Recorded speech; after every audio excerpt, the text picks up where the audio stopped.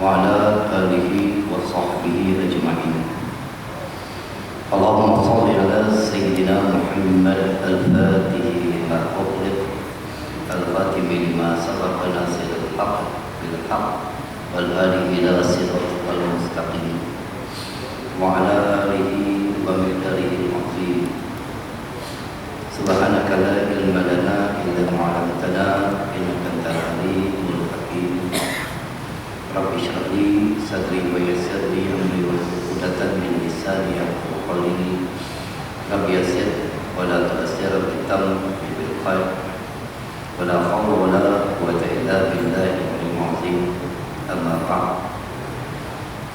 Terima kasih kepada pihak Masjid Al-Amaniyah kerana telah menjemput saya untuk menyampaikan sedikit untuk ataupun tazkirah ataupun kuliah subuh sehingga jam pukul 7 pagi.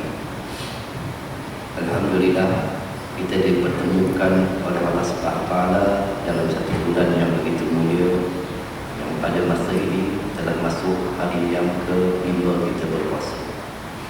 Kerana perintah itu datangnya daripada Allah sebagaimana firman-Nya, ya ayyuhallazina amanu kutiba alaikumus shiyam kama kutiba 'alal ladzina min qablikum la'allakum tattaqun. Di ujung ayat itu la'allakum tattaqun, agar kita menjadi orang yang bertakwa. Bertakwa itu telah disebut setiap hari Jumaat oleh khatib-khatib ittaqullah. Bagaimana doanya baginda Nabi SAW, wa aqrimni bittaqwa. Nah, dan anugerahkan olehmu wahai Allah kepada aku ilmu ketakwaan, iaitu ilmu yang benar-benar takut kepadamu ya Allah. Itu dinamakan sebagai takwa. Dengan itulah takwa yang kita fahami adalah kita mengikut jalan yang kita minta selama sebanyak 17 kali, ihdinas siratal mustaqim. Bimbinglah kami ke jalan yang lurus, jalannya para nabi, jalannya para rasul, jalannya para anbiya, jalannya para ulama, jalannya satu ilmu yang boleh memberikan kita manfaat agar terpandu setiap kehidupan kita itu dengan ilmu. Kerana pentingnya, kerana kalau kita melihat begitu yakinnya umat akhir zaman ini, mereka memenuhi ruang-ruang masjid setiap kali bulan Ramadan. Kerana yakin ganjaran itu, amalan sunnahnya akan digandakan seumpama amalan fardu. Tetapi sejauh mana keyakinan kita itu dalam kita menunggu. Ketika tarawih yang kita sanggup menunggu, kadang-kadang yang 20 rakaat, masjid dibuat 20 rakaat, 20, 3 witir sampai pukul 10.30, 11, 10.45, Masya Allah, tabarakallah. Itu amalan. Sanggup kita menunggu sampai 10.45 untuk kita mendapatkan ganjaran yang dijanjikan oleh Allah Subhanahu wa Ta'ala. Tetapi dalam keadaan biasa, di mana pada hari-hari yang bukannya bulan Ramadan, baginda Nabi SAW pernah bersabda, nikmatan lima'un bihima kasirun minan nasi sihatu wal farahu. Ada dua macam nikmat yang seringkali disia-siakan oleh sebahagian besar manusia. Itulah nikmat kesihatan tubuh badan dan nikmatnya kelapangan waktu. Di mana pada hari-hari biasa mereka tidak akan sangat menunggu kalau diadakan majlis ilmu. Sedangkan ilmu itu talibul ilmu faridatun ala kulli muslim. Menuntut ilmu itu wajib, fardu ke atas setiap muslimin, agar ilmu itu dapat memandu kita dalam melakukan ibadah kepada Allah SWT daripada bangun tidurnya sampai kita tidur di pembaringan semula. Sedangkan janji daripada Nabi SAW itu, man salaka tariqan yatlubuhu bihi ilman salaqallahu bihi tariqan min tarfil jannah. Barang siapa yang menjalani satu jalan ilmu, berarti dia telah pun menjalani satu jalan daripada jalan-jalan syurga. Begitu juga baginda Nabi SAW bersabda, "Talibul ilmi sa'atan khairun min qiyamil lailatin." Menuntut ilmu yang satu saat memberi manfaat kepadanya itu terlebih baik daripada tahajud semalam. Ini yang dikatakan sejauh mana keyakinan kita itu bahawa ilmu itu begitu penting untuk kita tuntut agar kita itu dapat memanfaatkan dalam amal ibadat kita, dalam kehidupan seharian kita. Sehingga kan ilmu itu dikumpulkan dalam sunnah Nabi SAW. Baginda Nabi SAW bersabda, "Man tamassaka bi sunnati inda fasadi ummati falahu ajru mi'atin syahida." Barang siapa yang berpegang teguh dengan sunnahku ketika rosaknya umat aku, maka baginya 100 orang mati syahid. Maka dengan itulah baginda Nabi SAW meninggalkan kepada kita dua pusaka agar kita berpegang teguh. Itulah dia Al-Quran dan As-Sunnah. Dan kalau kita lihat daripada khutbah baginda Nabi SAW yang terakhir, "Ya ayuhan nas, wahai manusia, berwaspadalah engkau dengan syaitan. Sesungguhnya syaitan telah menggagal untuk menyesatkan engkau kepada perkara-perkara yang besar. Tetapi syaitan akan berusaha untuk menyesatkan engkau kepada perkara-perkara yang kecil." Kita lihat. Maka kita nak segala ibadat yang kita lakukan itu terpandu dengan ilmu, sebagaimana Sayyidina Jibril alaihissalam ketika turun bertemu dengan Nabi SAW, bertemu lutut dengan lutut, bertanyakan tentang 3 perkara. Bertanyakan tentang Islam, itulah dia syariat, baik solatnya, puasanya, zakatnya, hajinya. Bertanya tentang iman, itulah ilmu untuk kita mengenal Allah, ilmu usuluddin, ilmu tauhid, ilmu kalam, agar kita kenal siapa sang pencipta, dan juga ilmu ihsan, iaitu ilmu tasawuf, sehingga kita boleh menjernihkan keseluruhan anggota tubuh badan kita itu daripada sifat mazmumah, daripada sifat wujud, daripada sifat riya dan sebagainya. Itu 3 ilmu yang wajib dituntut. Tetapi bagaimana kalau ilmu itu tidak diamalkan? Imam Al-Ghazali rahimahullah ta'ala mengatakan, barang siapa yang beramal tanpa ilmu, amalannya sia-sia. Ini juga disebut oleh Syekh Ruslan rahimahullah ta'ala, barang siapa yang beramal tanpa berpandukan kepada ilmu, amalannya tertolak. Dan barang siapa yang diberi ilmu oleh Allah Subhanahu wa ta'ala tetapi tidak beramal dengan ilmu tersebut, orang itu orang gila, kata Imam Al-Ghazali rahimahullah ta'ala. Jadi apa yang dimaksudkan? Kalau kita di bulan Ramadan, Masya Allah, tabarakallah, iftar, dibuka puasa, kejap lagi petang, malam tadi dah buka puasa. Kalau nasi, makan saja kenyang tak bang? Kenyang tak, makan nasi saja kenyang, tetap juga kenyang. Tetapi kenapa kita nak ada lauk, ada daging, ada ikan, ada sayur, ada sambal, mungkin ada kuahnya, mungkin ada tambah-tambahan lagi, agar makan yang kita nikmati itu dalam keadaan sempurna. Nakkan kita menyempurnakan makanan itu agar kita merasa puas. Tetapi bagaimana solat yang kita lakukan itu, apakah solat yang kita lakukan selama ini dalam keadaan sempurna? Sebagaimana sabda Nabi SAW, "Awwala ma yuhasabu bihi 'abdun yawmal qiyamati shalah." Perkara pertama sekali yang akan diperhitung oleh Allah Subhanahu wa ta'ala pada hari kiamat, itulah dia solat. Fa in saluhat saluha sa'iru amalihi, fa in fasadat fasadat sa'iru amalihi. Jika sempurna solat yang dilakukannya itu, maka sempurnalah amalan-amalan yang lain. Kerana baginda Nabi SAW merumpamakan solat itu seumpama kepada jasad. Imam Al-Ghazali rahimahullah ta'ala menakalkan di dalam kitab yang dikarang oleh Syekh Daud Al-Fatani Muniatul Musali, solat yang zahirnya sahaja seumpama seseorang itu mempersembahkan kepada raja yang mempunyai kebesarannya sesuatu yang terpotong anggota tubuh badan seorang budik. Kita persembahkan kepada raja itu seorang budik yang kurang tangannya, buta matanya, kakinya capek mungkin, maka raja itu akan menjadi murka. Kenapa ini yang dipersembahkan kepada aku? Bagaimana ibadat solat kita yang kita persembahkan di hadapan Allah Subhanahu Wa Taala? Apakah dalam keadaan sempurna? Apakah mengikut jalan yang dibawa oleh Nabi SAW sebagaimana sabda Rasulullah SAW, "Sallu kama ra'aitumuni usalli." Bersolatlah kalian sebagaimana kamu melihat aku bersolat.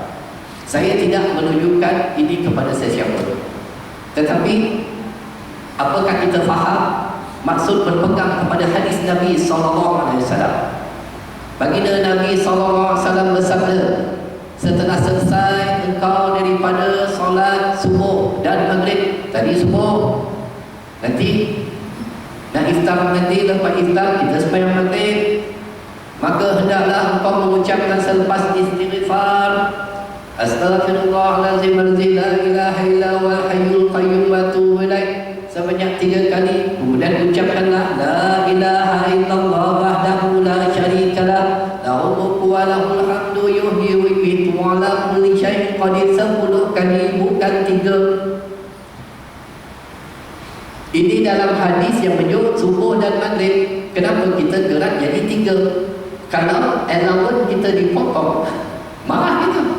Kenapa amalan yang telah ditetapkan oleh baginda Nabi SAW yang warid daripada hadis yang sahih, membaca 10 wirid la ilaha illallah wa la syarikalah, lahul mulku wa lahul hamdu yuhyi wa yumiitu wa ala kulli syai'in qadir, akan ditulis setiap zikir 10 kebajikan, dihapuskan 10 kejahatan, tidak akan ditimpa musibah yang tidak digemarinya, tidak akan diganggu oleh syaitan. Seandainya dia mati pada malamnya, dia tidak akan dicatat dosa untuknya. Dalam riwayat yang lain, seumpama dia telah memerdekakan 10 orang hamba sahaya. Ini janji yang siapa yang bagi? Al-Amin, baginda Nabi SAW. Begitu juga Nabi SAW bersabda, hendaklah engkau mengucapkan minta perlindungan daripada api neraka subuh dan maghrib, Allahumma ajini minan nar, sebanyak 7 kali. Tak maaf, tadi itu dibaca 3 saja. Apabila dibaca 7 kali subuh dan maghrib, tertutup 7 pintu neraka. Kalau baca 3, 4 lagi masih terbuka, siapa nak tolong tutup? Ini keyakinan yang tidak ada kepada kita untuk menghidupkan apa yang telah ditinggalkan oleh baginda Nabi SAW. Sehingga kan kita seolah-olah mampu untuk beristihad sendiri, untuk mengeluarkan hukum, ataupun hanyalah mengikut hawa nafsu kita. Kita tidak selalu untuk mengikut jalan yang dibawa oleh baginda Nabi SAW. Ini penting agar kita itu selamat. Maka dengan itu saya menyeru, bukan nak menunjukkan kepada siapa-siapa, tak. Saya menyeru kepada seluruh negara ini yang mempunyai imam-imam. Kerana imam itu disebut oleh baginda Nabi SAW al-imam min damim. Imam itu penjamin, menjamin kesempurnaan solat makmum yang dipimpin. Bagaimana kalau imam tidak menyempurnakan solatnya itu, bagaimana nak terpimpinnya makmum yang di belakang? Kita lihat, ketika makmum yang tidak sempat takbiratul ula bersama imam ketika masbuk, tidak sempat menghabiskan bacaan Fatihah, dia akan ditanggung oleh imam. Terus saja makmum tadi rukuk, tak payah nak menghabiskan bacaan Fatihah kerana imam akan menjamin solatnya. Kalaulah makmum tidak membaca tahiyat awal, tidak perlu lagi makmum untuk melakukan sujud sahwi, kerana ia akan ditanggung oleh imam. Kerana imam itu al-imam min damim, imam itu sebagai penjamin, ia akan disempurnakan oleh imam. Tetapi bagaimana kalau imam tidak menyempurnakan ibadat mengikut kaedah yang diajar oleh Nabi SAW, sedangkan ia ada tuntutan di dalam Al-Quran, laqad kana lakum rasulillahi uswatun hasanah, adalah pada diri Rasulullah itu contoh ikutan terbaik. Qul in kuntum tuhibbunallaha fattabi'uni yuhibbukumullah. Kalau benar kau cinta kepada Allah, ikutlah. Siapa kita nak ikut? Ikut panduan yang dibawa oleh baginda Nabi SAW. Ini yang tidak ada. Jadi Selepas daripada la ilaha illallah wahdahu la syarikalah lahu mulku wa lahul hamdu yuhyi wa yumiitu wa ala kulli syai'in qadir. 10 kali membaca Allahumma ajina minan nar sebanyak 7 kali. Sedikit tunjuk. Sebab tak lama ni sampai pukul 7 saja. Tak dapat kita nak ceritakan panjang-panjang. Kalau ulama-ulama dahulu, imam-imam dahulu, kami ini orang pondok, bukan orang yang mengaji Mesir, bukan orang yang mengaji Jordan, bukan orang yang mengaji Madinah, bukan orang yang mengaji Mekah, bukan orang yang mengaji di Syria, tetapi hanyalah pendidikan pondok daripada ulama-ulama pondok yang menunjukkan jalan agar kami itu mengikut jalan yang dibawa oleh baginda Nabi SAW. La ilaha illallah wahdahu la syarikalah lahu mulku wa lahul hamdu yuhyi wa yumiitu wa ala kulli syai'in qadir. Sebanyak 10 kali. Duduk dalam keadaan istirahnya dengan menegakkan kaki tanpa mengubah kedudukan sehingga 10 kali. Kemudian mengucapkan Allahumma ajini minan nar sebanyak 7 kali. Kemudian barulah beralih kedudukan. Dalam riwayat sahabat mengatakan, aku selepas solat bersama Nabi SAW ingin berada di kanan Rasulullah SAW, maka berubah sebanyak 90 darjah, bahu menghadap ke arah kiblat sementara yang bahu kanan menghadap ke arah bahu. Dan dalam riwayat yang lain, kebanyakannya Nabi SAW terus berputar menghadap ke arah bahu. Ini yang diajar oleh Nabi SAW kerana kita itu dilantik oleh jemaah. Kita itu dipilih oleh orang ramai. Maka dengan itulah kita juga meraihkan orang ramai yang sebagai tetamu kita agar kita tidak membelakangkan dia selama-lamanya. Maka dengan itulah baginda Nabi SAW menghadap ke arah makmum kerana di belakang itu ada orang tua, ada orang yang dekat dengan Allah, ada di antara mereka itu lebih alim dan faqih. Kita tak tahu siapa yang belakang kita itu. Maka dengan itulah secara adabnya kita menghadap ke arah mereka dengan secara hormat, takzim kita di hadapan tetamu-tetamu kita itu. Ini yang perlu diperhatikan agar kita mengikut jalan sallu kama ra'aitumuni usalli. Bersolatlah kalian sebagaimana kamu melihat aku bersolat. Satu lagi, kadang-kadang tu bukan kita nak cari salah, tapi dah nampak terpaksa tegur lah. Kerana menegur kemungkaran itu sesuatu yang tidak baik, itu ada satu kewajipan. Jangan kita sembunyikan, jangan kita takut masjid tak panggil lagi. Oh, ini imam panggil ni, lepas ni SMS, kuliah ustaz ditunda, tak payah lagi datang. Tak apalah, asalkan kita balik beritahu jemaah agar kita itu terpandu dengan ilmu. Salli fadl subhi raka'ataini alam takbir Allahu Akbar dengan menghadapkan keseluruhan jari jemari, tangan tapak tangan ke arah kiblat, dengan melengkungkan keseluruhan jari, dengan dibengkokkan sedikit dan kedua ibu jari hampir kepada keping ketiga. Allahu Akbar. Begitu juga takbiratul rukuk, intikilat, perpindahan takbir. Jangan sampai kita waktu takbir saja cantik, tetapi selepas waktu kita rukuk, Allahu Akbar. Baginda Nabi SAW mengangkat tangan pada 4 tempat. Allahu Akbar, Allahu Akbar, Sami Allahu liman hamidah. Dan ketika bangun daripada tahiyat awal, Allahu Akbar dalam posisi yang sama. Ini jangan kita ubah-ubah, kerana itu akan mengecewakan baginda Nabi SAW itu sendiri. Maka panduan itu perlu kita ikut. Kalau kita boleh mengikut rentak lagu imam-imam terkemuka, Alhamdulillahirabbil alamin, Ar-Rahmanir Rahim, Maliki yaumiddin, Iyyaka na'budu wa iyyaka nasta'in. Syekh Fahmi.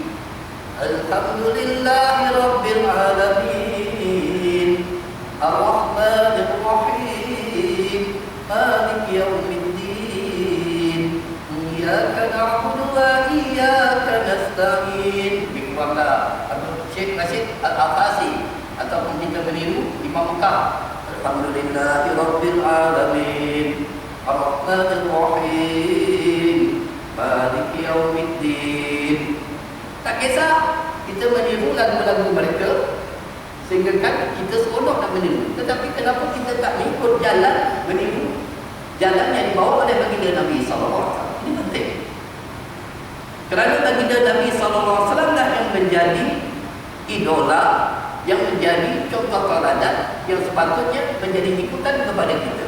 Maka dengan itu pentingnya untuk kita menuntut ilmu dan beramal dengan ilmu apa yang telah ditinggalkan oleh baginda Nabi SAW, kerana itu akan membuatkan kita merasa lebih mahabbah, cinta, kasih kita kepada Nabi SAW. Siapa yang membawa solat itu kepada kita kalau bukan daripada Rasulullah SAW? Siapa yang membawa Al-Quran kepada kita kalau bukannya daripada Rasulullah SAW? Siapa yang memberikan kita seluruh rahmat yang kita menikmatinya selama kita hidup di atas muka bumi ini? Wa ma arsalna ka illa rahmatan lil alamin. Tidak aku utuskan engkau wahai Muhammad sebagai pembawa rahmat ke atas seluruh alam. Man ahya sunnati faqad ahabbani wa man ahabbani kana ma'i fil jannah. Barang siapa yang menghidupkan sunnah aku, dia mencintaiku, dan barang siapa yang mencintaiku, dia akan bersamaku di dalam surga. Mana keyakinan kita di atas sabdaan Nabi SAW itu? Sehingga kan kita merasakan ibadat kita itu telah pun sempurna, tetapi kita tidak mengikut jalan yang dibawa oleh insan yang benar-benar nak membawa kepada kita jalan kebaikan.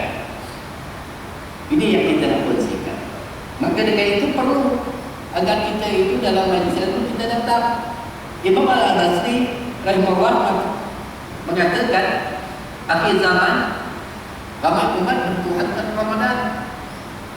Bila bulan Ramadan baru diingat Allah. Ramai umat bertuhankan Mekah dan Madinah. Kalau pergi Mekah Madinah, insya-Allah dia akan berjemaah tiap-tiap waktu. Tetapi kenapa apabila dia pulang ke rumah tidak lagi datang mengunjungi rumah Allah, tidak lagi seronok untuk berjemaah, tidak lagi seronok untuk berpakaian seumpama pakaian ketika dia di Mekah? Kalau di Mekah pakaiannya macam ini, dia takkan pakai yang sempoi-sempoi, dia pakai macam ini dah. Tetapi kenapa pada hari Jumaat yang Nabi SAW mengatakan Sayyidul Ayyam, penghulu segala hari yang terbaik, maka pakailah kalian pakaian yang terbaik dan kafankan di antara kalian yang mati dengan pakaian yang terbaik, sebagaimana yang disebut dalam kitab Syama'il Muhammadiyah. Pakaian terbaik itu ialah kamis berwarna serba putih. Itu pakaian yang terbaik. Maka dengan itu kalau kita tengok orang yang mati tak pernah dikafankan sebab minta maaf, sebab dia orang pakatan, dikafankan dengan kain hijau, tak ada. Sebab dia orang barisan, dikafankan kain biru, tak ada. Tetap juga semuanya dikafankan dengan kain yang putih.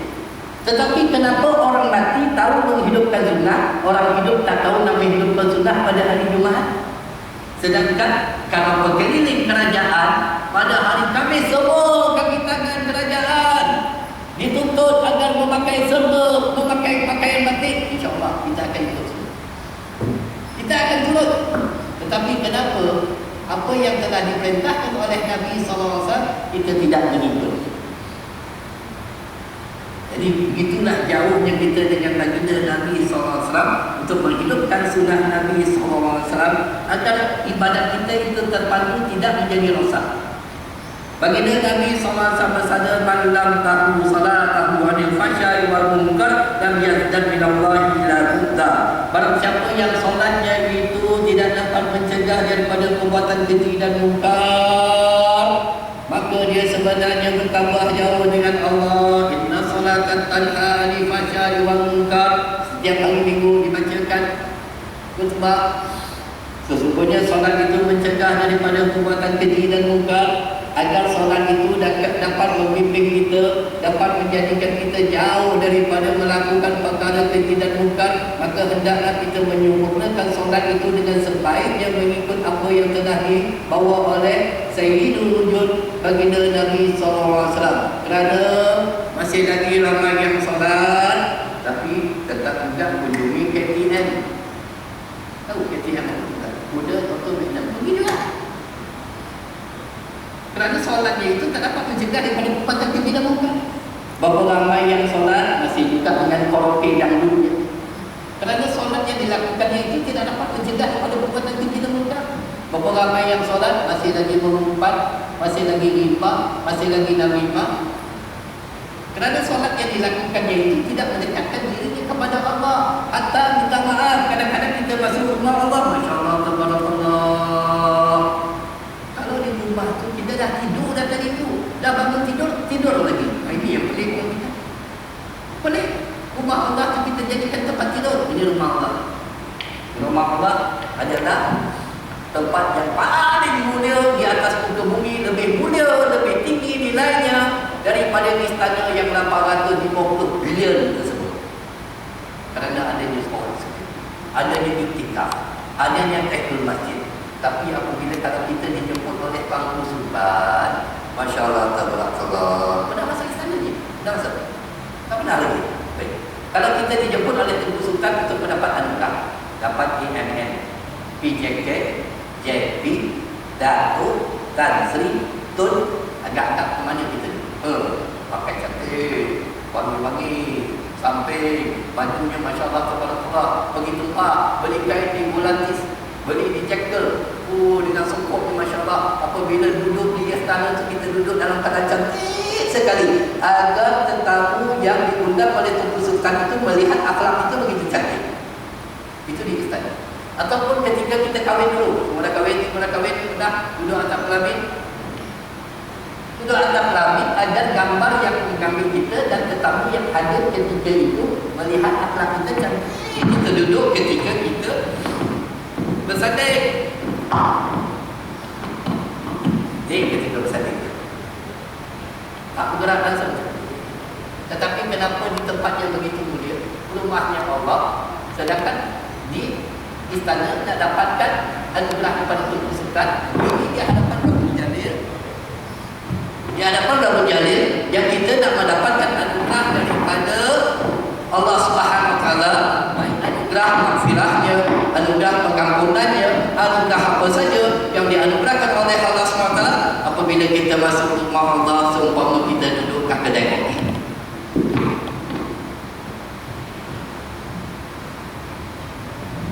Kenapa? Apakah tidak ada kemuliaan rumah Allah? Kita takkan tergamak duduk di istana di hadapan Tuanku begini. Tetapi kenapa kita di hadapan rumah Allah kita sanggup? Tidakkah kita yakin tadi itu waktu azan saya sempat baca dekat skrin itu, bahawa malaikat mendatangi rumah-rumah Allah itu sehingga memayungi sayapnya dan mendoakan keampunan mereka yang masih lagi duduk dalam majlis ini. Tidakkah kita yakin bahawa kita itu diperhatikan oleh malaikat? Laqad khalaqnal insana fi ahsani taqwim. Oh, inikah manusia yang dikatakan sebaik-baik kejadian? Wa karna Bani Adam, dan sesungguhnya kami muliakan Bani Adam.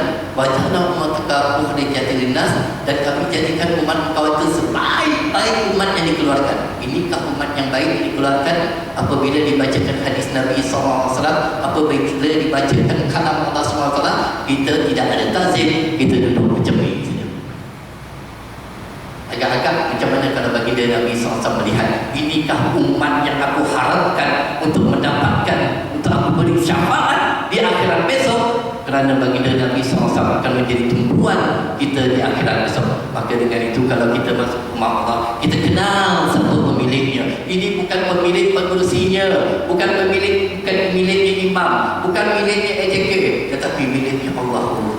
Allah Azza wa Jalla yang melihat setiap hambanya yang datang ke rumahnya itu duduk dalam keadaan begitu cantik, tazim, hormat, takut kepada Allah. Kerana di akhirat besok kita juga akan tunduk kepada Allah, takut kita kepada Allah Subhanahu Wa Taala. Dengan begitulah kita itu apabila kita di akhirat besok kita akan mengucapkan Rabbana absarna wa sami'na farji'na na'mal salihan inna muqinun. Wahai Allah, kami dah lihat, kami dah dengar betapa pedihnya azab Engkau ya Allah. Kembalikan kami ke atas muka bumi ini untuk kami beramal. Dan terlambat, kenapa kita hidup kita tidak beramal? Kenapa kita dapat peluang waktu yang terluang tidak kita gunakan kesempatan itu dengan sebaik-baiknya? Sedangkan waktu dah diberi oleh Allah Subhanahu Wa Taala dengan begitu luas kepada kita, tetapi kita tidak memanfaatkan. Kalau di rumah